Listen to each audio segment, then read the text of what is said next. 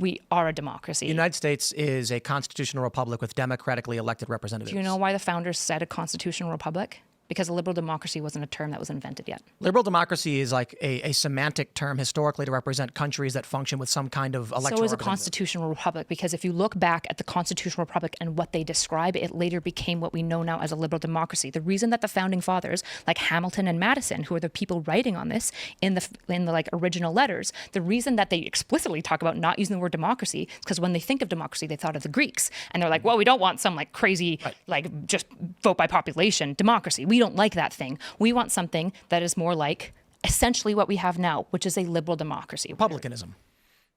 Yeah, where various jurisdictions who send an elected representative to go and represent the interests of the area. Sure. The issue is that, like, we just do have a democracy. Like, we're fundamentally, if in every way we're functioning as a democracy, we're acting as a democracy, we're voting, then, like, at some point we have to call the duck a duck. Like, it feels Except Congress does not enact policy based on the will of the people. That's a fact. It's usually the will of the wealthy and the elite, which is what the Founding Fathers intended, which is why the 17th Amendment got ratified in the early 1900s, because the original idea of how senators were sent to Congress at the federal level was that your state reps would choose to represent the state. So you would vote for a state rep who would then, in their own council, say, we want our state senator to be that guy over there, and no one had a say in it. So in the early 1900s, they were like, hey, the problem is they're sending cronies, so we're going to change this. And I don't actually agree. I think they did it because it allowed the subversion of state choice, state authority. But the general idea among the Founding Fathers was that we needed, quote, better men to decide for the public, not a democracy.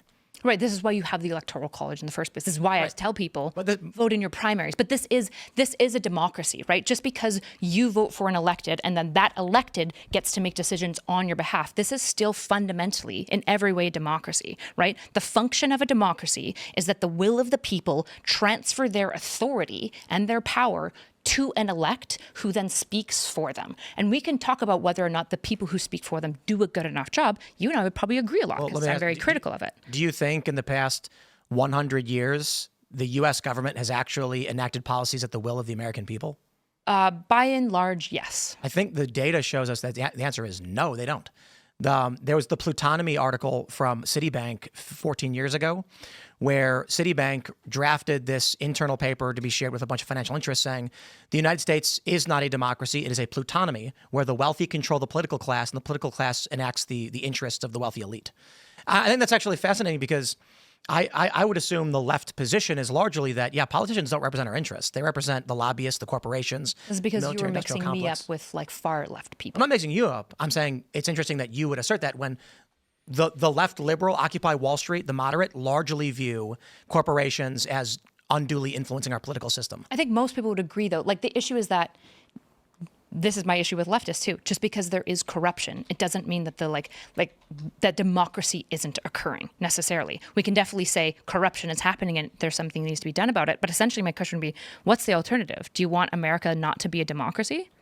Well, I guess the issue is how you define the phrase democracy, right? Do you want to take away people's right to vote? Again, all people everywhere all the time. Do we want to put certain restrictions on voting? Do we want to open up voting to literally I'm asking anybody? you. I genuinely, I don't know your position. Right. So when you say, do you want to take away people's right to vote? What's going to happen is there's going to be a semantic manipulation on the left where they say people means everyone. And then what you'll get on the right is something like they'll reference Starship Troopers, service guarantees citizenship. Yeah, true, right, where it's based. like when you allow people who are not citizens to vote, which some jurisdictions are doing, like in California, New York, they're trying, you are going to get a representation of non-citizens. And what are the non-citizens going to vote for? They're going to vote for their families back home. Why wouldn't they? I expect them to vote for their families, right? Sure. And I would agree that there should be like some limits on who gets to vote, right? This is why I think citizenship is a really good standard by which who gets to vote, right? There's also even a good question like, should expats get to vote? If you haven't been in the country for 30 years, even though you're still a citizen, what's your like... You pay taxes. You pay taxes, yeah. Americans do. Expat Americans do. Canadian... Should I be voting as a Canadian if I haven't been in my country for like 20 years? Because we don't have to pay taxes to Canada. I don't know the answer to this, right? So I'm willing to grant that there should be limitations to who votes. My question to you is still, essentially, are you opposed to America being a democracy? Again, it depends on what you mean by democracy. A transfer of the people of power to an elected official who then does their will. I love it. Okay. Yeah. What do you want that to look like? Not like it looks now, to be completely honest. That's fine, but what do you want it to look like?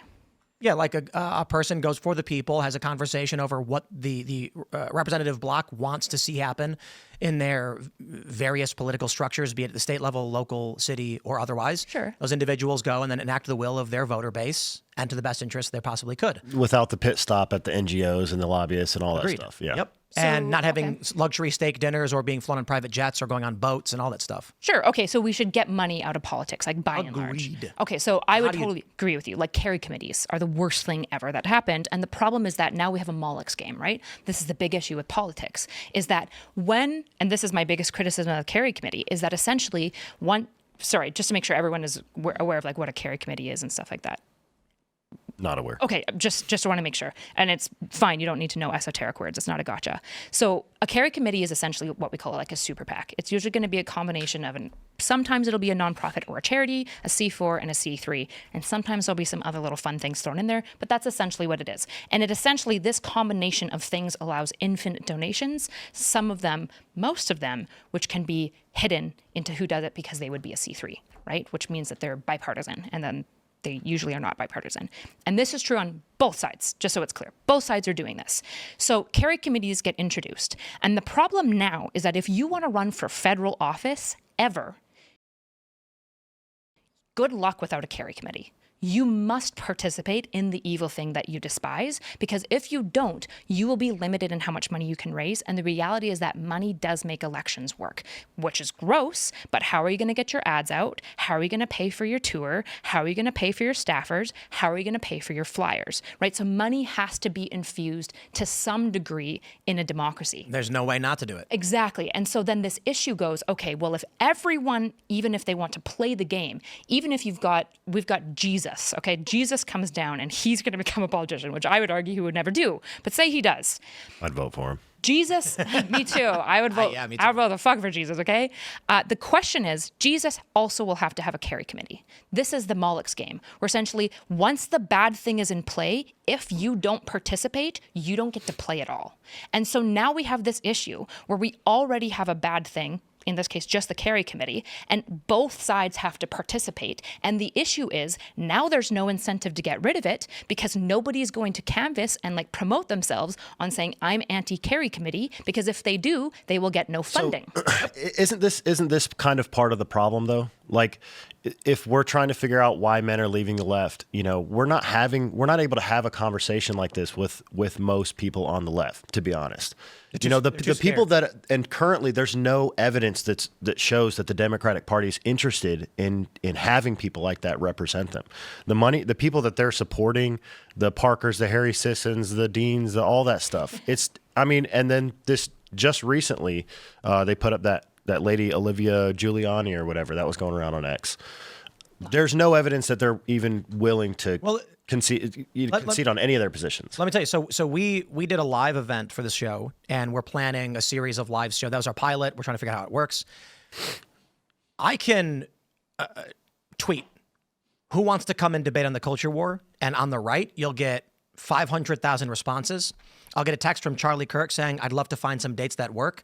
On the left, they say, contact my agent and we'll give you our rates.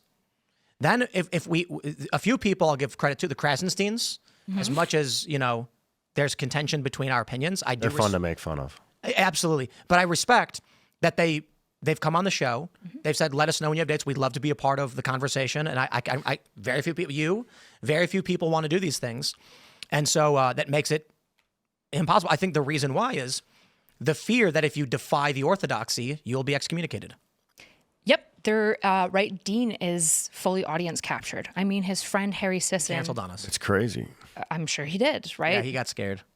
They all do, though. That's what I was gonna bring up too in regard to all of them. It's like I think a big problem too is that this new TikTok culture, like you're saying, has them audience captured. And what is the audience on TikTok? TikTok is largely designed for women. It's got to be left leaning. It's a lot of female users, more than like any other app, I'm pretty sure. Yeah, anytime I defend feminism, I do well. Anytime I defend men, not so good.